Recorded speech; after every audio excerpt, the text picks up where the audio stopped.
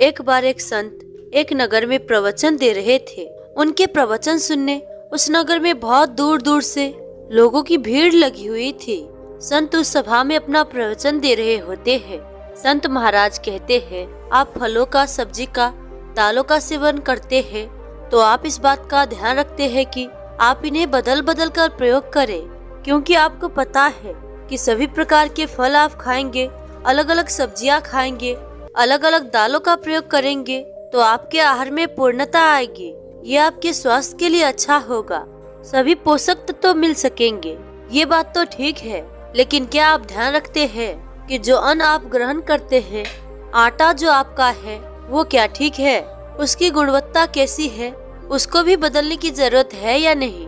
किस प्रकार से आपके शरीर में उसका प्रभाव हो रहा है? क्या निरंतर गेहूं की रोटी प्रयोग करते रहना आपके शरीर के लिए ठीक है? फिर वो संत बोले, अगर आप लोगों ने इस विषय में नहीं सोचा है तो आज की प्रवचन ध्यान से सुनना।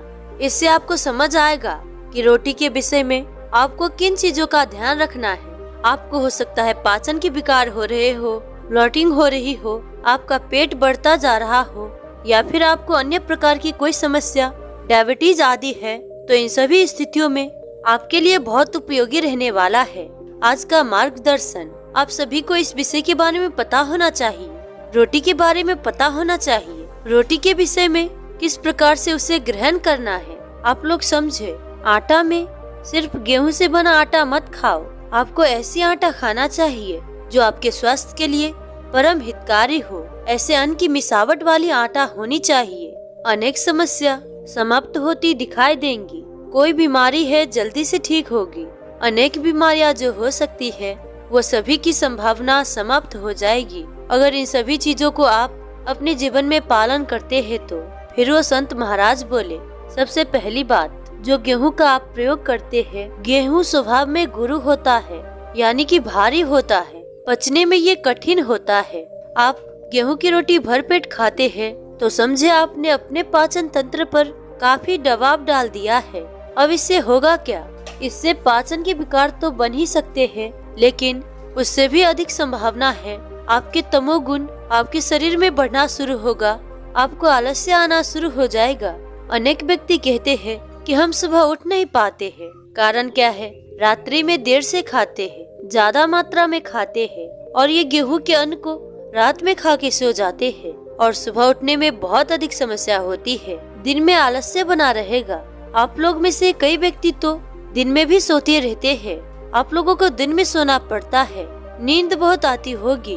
सभा में से एक व्यक्ति बोला, हाँ महात्मा जी, नींद पूरी होती ही नहीं है मेरी, इसका कारण क्या है? तब वो संत महात्मा बोले, कारण क्या है कि बार बार ये जो गेहूं के आटे का प्रयोग किया जा रहा है, ये इस प्रकार से जड़ता लेकर के आता है।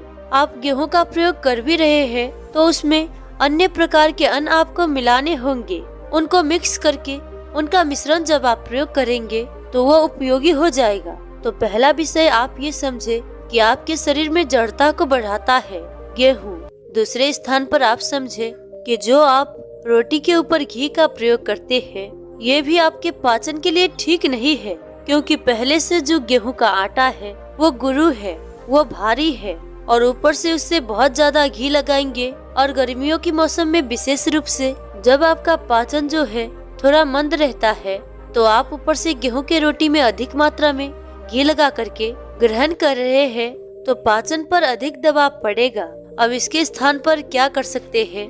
आप उसी घी को अपनी सब्जी में डाल ले। फिर उस सभा से एक व्यक्ति उठकर बोला, संत महाराज जी, घी पर लगाए या रोटी पर लगाए, बात तो एक ही हुई ना, आप क्यों बात घुमा फिरा रहे हैं? फिर वो संत बोले, घी रोटी में लगाए या सब्जी में डाले, बात एक ही है, लेकिन अंतर हो जाता है।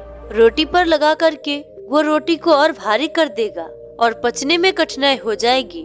सब्जी में डालेंगे तो वो अलग रहेगा और वो शरीर में जाकर के सब्जी से पृथक रहेगा और वो सब्जी में जाकर के आपके शरीर को एक टरावट वाली स्थिति में लेकर आएगा। वो अच्छा रहेगा और पचने में सरल होगा।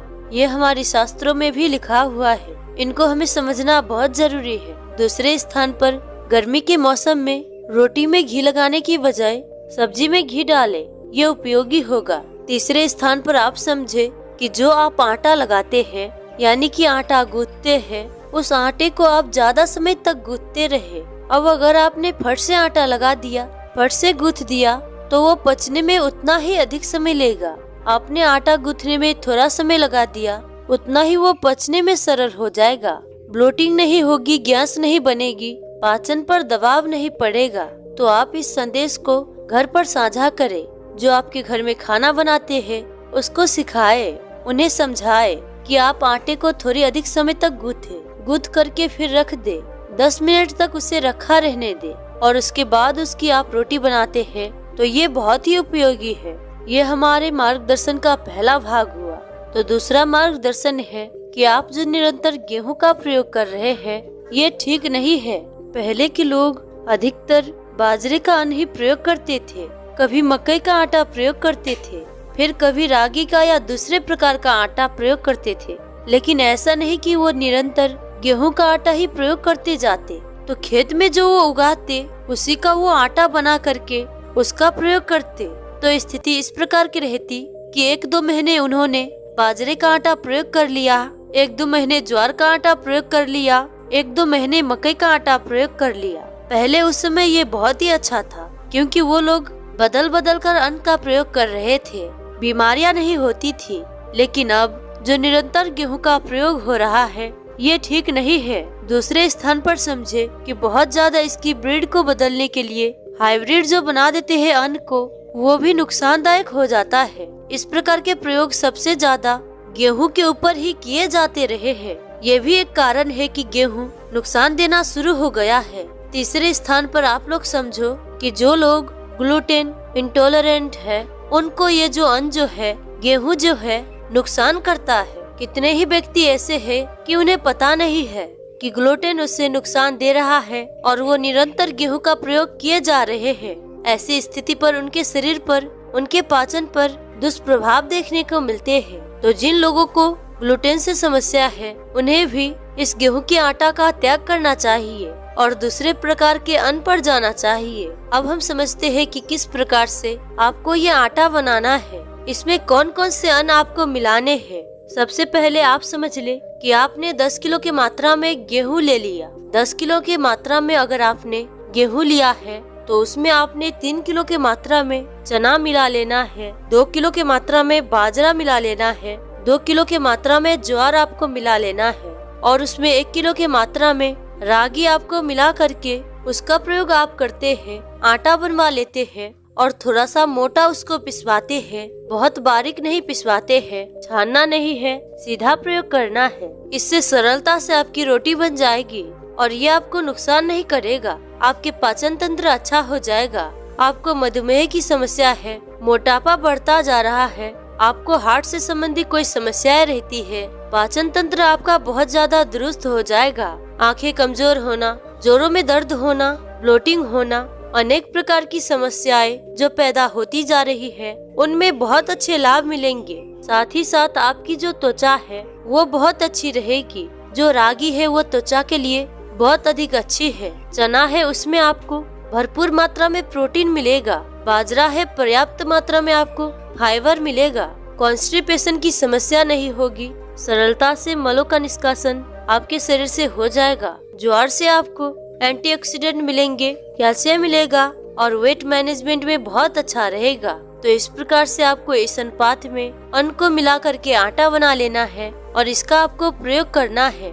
अब अगर आप चाहते हैं कि मुझे गेहूं का प्रयोग नहीं करना है, जो कि बहुत उपयोगी है, तो इससे आप गेहूं को हटा देंगे और ये जो 4 अन्न जो बताए गए हैं उसी की आप आटा बना लेंगे। इनका आटा बना करके आप उसका प्रयोग करते हैं तो ये भी बहुत ही उपयोगी है, बहुत ही अच्छा है आपके लिए। तो आप जैसा चाहे, अगर आप शुरुआत यहाँ से करना चाहे कि आप इसमें गेहूं मिला ले तो वो भी आप कर सकते हैं। साथ ही साथ गेहूं को अगर हटा करके चना, बाजरा, ज्वार और रागी का प्रयोग आप करते हैं तो ये भी बहुत उपयोगी आपके लिए रहने वाला है। तो इस प्रकार से आपको इस अन्न को बनाना है। इन चीजों का अगर आप लोग ध्यान रखते हैं, इन नियमों का ध्यान रखते हैं और इस प्रकार से आटा तैयार करते हैं और इस आटे का प्रयोग करते हैं तो आपकी कितनी भी बीमारियों को ये समाप्त कर देगा। फिर वो संत अंत में बोले, जो ये आज हमने 4 अन्न आपको बताए हैं, ये परम हितकारी है, अनेक प्रभाव रखते हैं आपके शरीर पर। तो इसीलिए आप लोग इसका प्रयोग करना शुरू करें।